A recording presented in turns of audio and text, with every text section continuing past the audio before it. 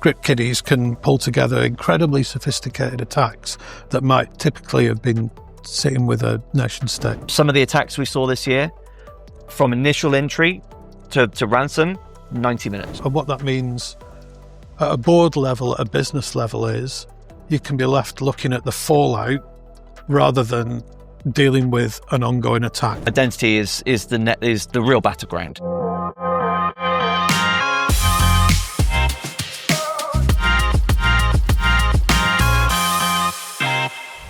Welcome to this Xalient Identity-Driven Security podcast. We're here today to discuss the Arctic Wolf Security Operations Report, and I'm joined by Dave McGrail from Xalient and Nick Dyer from Arctic Wolf. Do you guys want to just introduce yourselves? Nick, do you want to go first? Let people know what you do. Yeah, hi Martin. Thank you for having me. My name's Nick. I look after solutions engineering in the UKI and the Benelux for Arctic Wolf. I've been here for about 5 years, coming up to helping service about 2,000 clients around Europe. Yeah, we've worked together fair amount over the last few years, haven't we? Dave? Hi, Martin. Yeah, so Dave McGrail. I've been with Xalient about 8.5, 9 years now. And I spend my time as a trusted advisor trying to help businesses bridge that gap between technology transformation and business outcomes. Perfect.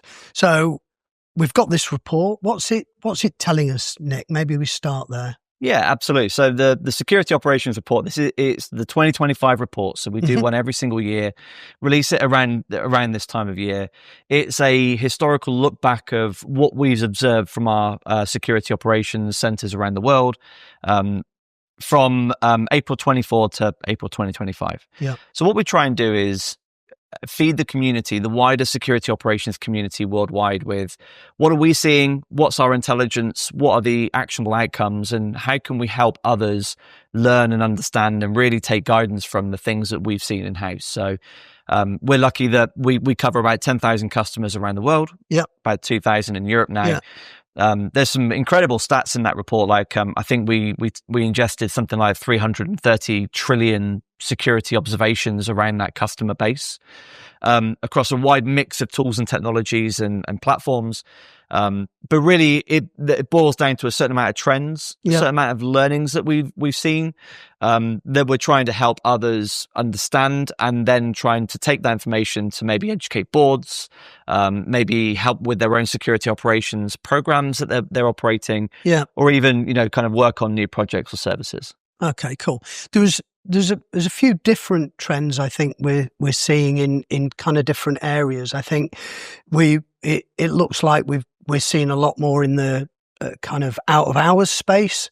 It seems like there's a lot more in the identity space. Do you want to talk about those a little bit and what we're seeing there? Yeah, of course. So cybersecurity has kind of had a breakout year this year in the fact that it's really moved more from just endpoint-based attacks to the wider ecosystem. So we've seen a huge amount of attacks really be more aggressive on things like firewall vendors, VPN network vendors, like public-facing IPs and access points. We've seen this happen 24/7. So the wider amount of alerts that we now see are out of hours or over a weekend, whereas historically it was kind of in hours 9 by 5.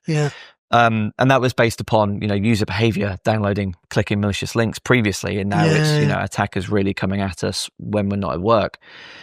We've seen attacks be more identity based more than anything else.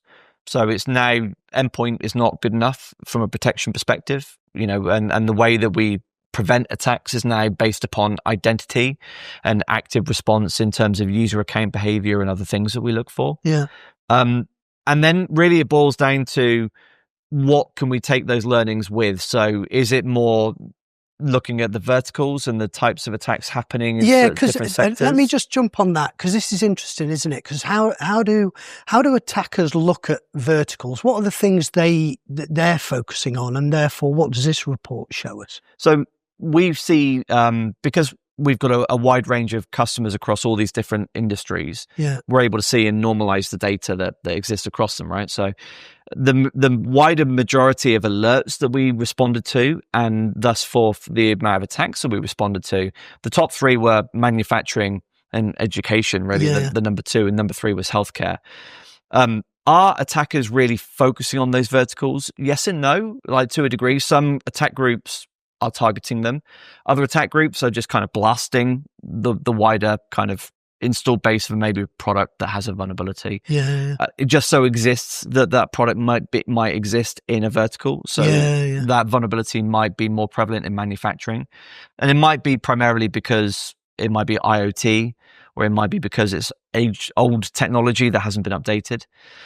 Or it might just be a case that they're targeting them because they know that it's not a significant investment in tools and products, a significant investment in 24/7 monitoring. They might not have a wider IT team. And therefore, those attack groups know that they're more vulnerable to go after.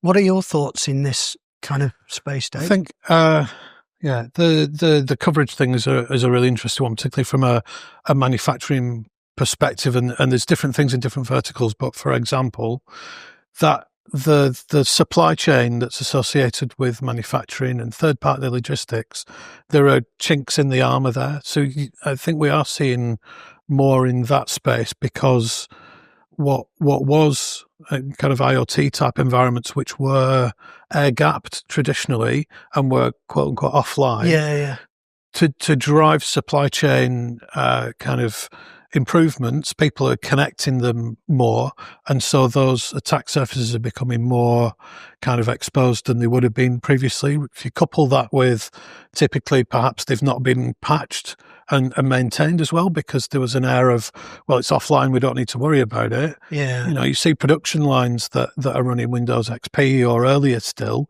because it's the PC that's been sitting in the corner for 10 years and no one's worried about it. So seeing that. And then I think also different attackers are launching after different verticals, depending on what it is they're chasing. Sometimes, they'll go after somebody that they know will just pay a ransom because they're easy fodder, right? Versus trying to create disruption for a different cause. So I think it depends what it is they're trying to achieve with those attacks. One thing that's always I'm going to be the first one that says it, right? AI, but it is on everybody's lips a little bit, what have you. And I don't necessarily specifically want to talk about AI, but what I do want to talk about is speed. How are things changing in this space what are we seeing from a speed perspective in terms of the way attacks are happening? Any thoughts on that from either of you? So, AI from a attacker perspective, I mean, the downside to AI is that from a response and from a good view of AI, we're kind of bound a little bit by regulation and compliance, and we have to make sure that we're doing good by AI. Attack groups have none of those kind of hindrances. So, are they using AI to launch attacks more regularly? Yes. Has that really come into the fold with things like phishing attacks and kind of manipulating users? Yes, absolutely. If you look at what's happened, a big trend in Europe has been the rise of business email compromise.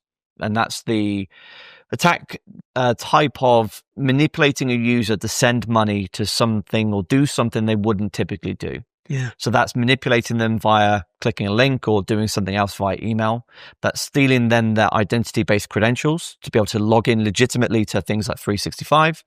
And then coercing or convincing someone else, maybe finance, maybe payments, maybe marketing, to send a significant amount of money or to do something. Might be kind of signing a contract, or it might be manipulating someone and blackmailing some way, to send that to a place it wouldn't normally go. And we saw it was over 1,000% increase in Europe of that kind of attack this year.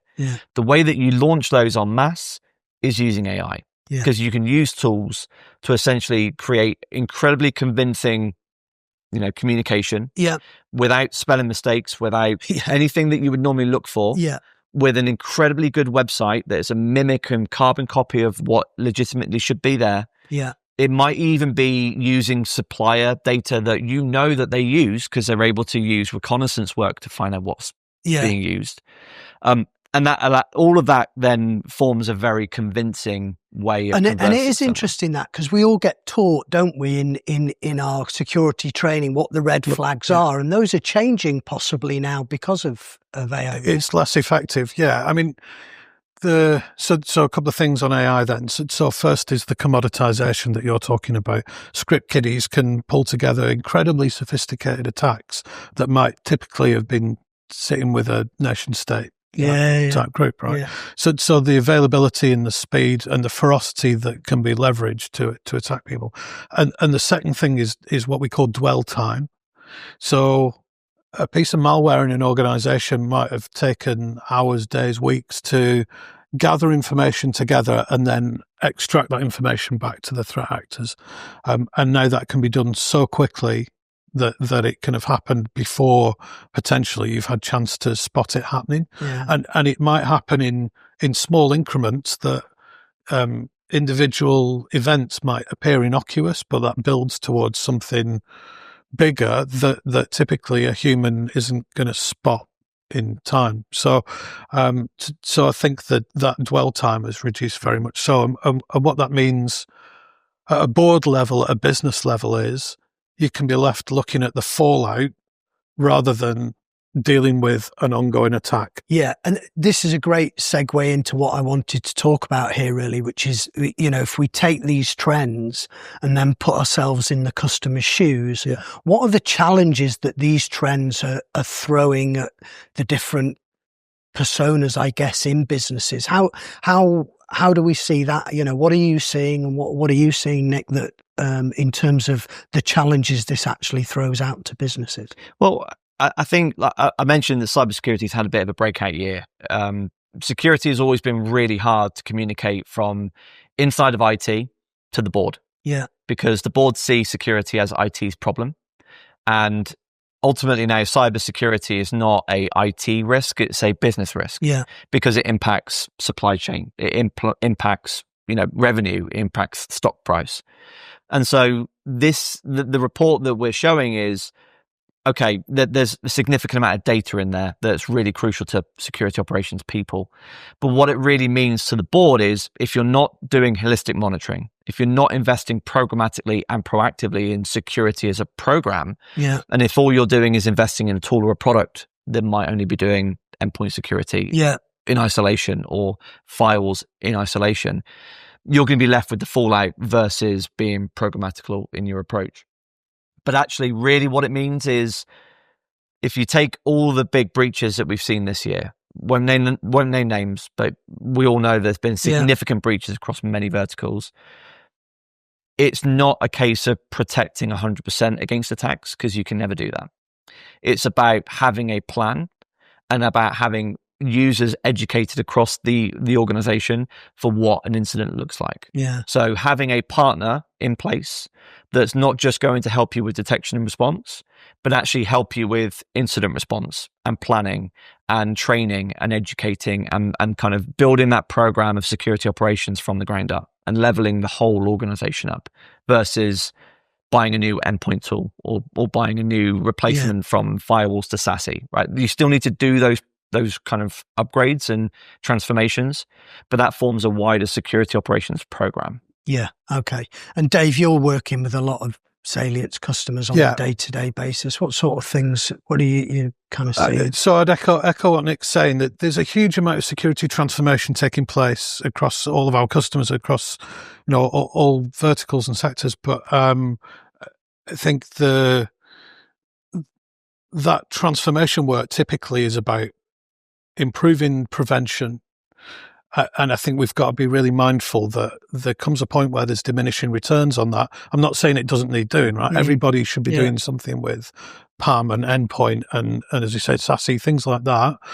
But while all that's going on, somebody needs to keep their eyes on the reality of what's going on in the meantime, because it can be easy to be focused on a PAM project and you slip on something else. There's gaps there that perhaps you might not have seen, and that talk about kind of prevention and diminishing returns. Eventually, the way that you respond to the inevitable is crucial, right? Because, as I said, you spend all the money in the world trying to prevent it. It's going to happen anyway. The way that you respond to it is ultimately the difference between the business potentially surviving and not. So we're talking about business resilience. And that comes down to not just spotting the attack and preventing it, but how do you communicate with your supply chain? Yeah. What message do you want there to be hitting the press so that you're proactively communicating rather than perhaps responding to a reporter or a tweet or whatever it is, and you're on the back foot?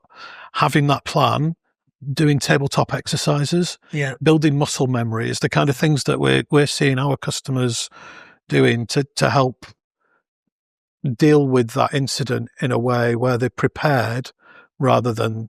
I think there's been a big change, hasn't there, this summer? I mean, we all know, the high profile kind of consumer businesses that we're talking about, retail. And I think what that does, because of the type of organization they are, it brings widespread understanding of the challenges of security, right? And we were talking before, Nick, weren't we, about just how that's changed the number of RFPs coming into our Arctic Wolf through the summer and what have you. So it's although unhelpful for the organisations concerned, is helpful for everybody else to see the damage, the trouble, and the challenges you can face with it, isn't it? Yeah, and for the last 2 to 3 years, I guess from post the fallout of COVID, a lot of people tried to back off security to maybe cyber insurers. Yeah, and cyber insurers then pushed back and then issued out significant security posture questionnaires that you had to conform to in order to be able to get cyber insurance. So we've all been leveling everyone up, across the industry from a cyber perspective. Yeah. But there's always the shortest route. What's the shortest path to be able to get insurance? What's the shortest path to minimizing risk? Oh, it's buying a new identity tool. Oh, it's having an incident response plan. Yeah. And actually what's happened, the wider profile attacks that we've seen, it's not just been retail. We saw airlines, we've seen manufacturing, we've seen legal firms, in the last year or so come under attack. And I think there's a wider understanding now that incidents happen. It's about how do I protect against that as much as I can? How do I absolutely communicate? But also inside of the organization, who's responsible? Is it IT's problem? Well, no, an incident actually occurs across all stakeholders. Legal, supply chain, manufacturing.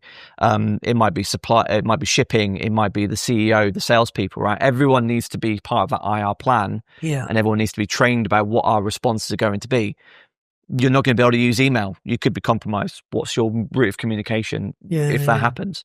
But bringing it back to the security operations report that we've published, one of the things that we're really proud of is because we're not industry specific, and because we're a global organization, there's a significant amount of threat intelligence that we're able to bring to bear. And some good examples of that are, the attacks that we've seen across all the different network and firewall vendors. Now, those firewall vendors and network vendors are phenomenal companies and technologies. They make amazing products and there's no shade on them at all. But if they're not patched and if they're not kept updated, that is leaving the front door open to allow an attacker in. Yeah. And as Dave was saying, historically, there may be reconnaissance work done. It may take 6 months for an attack to be launched because they're doing lots of internal scoping and figuring out. Some of the attacks we saw this year, from initial entry to ransom, 90 minutes. Yeah. So actually, it really is, you need something very quick. You need to be actionable in the decision you're going to do. How are you going to take that action? Is it through the identity provider? Is it through the firewall vendor? Is it through an endpoint containment? How do you do that? And ultimately, it's now 24/7. Yeah. This will happen in the weekend and in the evening. So you need to actually have hands-on, whether that's a provider, a partner, whether it's a service provider, or you build it in-house. You've got to have this holistic capability 24/7, all of that visibility and that capability of response, human powered, not just through AI, and it needs to be all the time. Yeah. You mentioned that attacks are happening now beyond the endpoint. Can you elaborate on that a little bit? Yeah, absolutely. We're seeing significant attacks now beyond endpoint devices, really more towards, like I said, perimeter. And actually, identity is the real battleground. Yeah, in the report, we detailed that 72% of response actions that we took were based on the identity provider. Yeah. So user account lockout, password changes, like restrictions, those kinds of things. It's why we need providers and security partners in our delivery that aren't just going to be delivering a tool or a product, they need to be able to have capability of not just maintaining and monitoring, but actually transforming. And it's why we love working with Xalient, because you guys have all the skills in the identity space, in the networking and in the SASE space. It helps with delivering our service and improving our service and working directly and partnering with our customers. Yeah. You got any thoughts, Dave, on that? No, I think that's there's real value in, you're spotting things within customers because you've got that breadth of visibility across their estate, that you've seen things that need improvement, and then, we're able to help them with that journey. So we've talked a lot. What are the key takeaways? What can we give people, Dave? For me, it's about preparedness. So there's only so much prevention you can do. There comes a point where you need to be prepared for the reality of the inevitable. The second thing is 24/7 is not optional now. That's an imperative. And the third thing is you don't have to do it on your own. Everybody's on a different journey. Everybody's at a different point in that journey. Some people need to build something themselves. Other people need help. Whether it's people, process, and technology, there are partners out there that can help with that. Yeah. Nick? Yeah, and from our perspective, we're very much a security operations partner. We're not going down the platformization route of forcing people to, kind of funnel their tools into a single outcome. It's really for us about giving people the choice, but actually then being in the boat with them to help them with detection and response, but actually then own that security outcome and programmatically improve their posture. Thanks very much, guys. Really appreciate your time today. And for all of you at home, the Security Operations Report is available on the link below. And if you have any further questions, get in touch with us at Xalient. We'll love to help.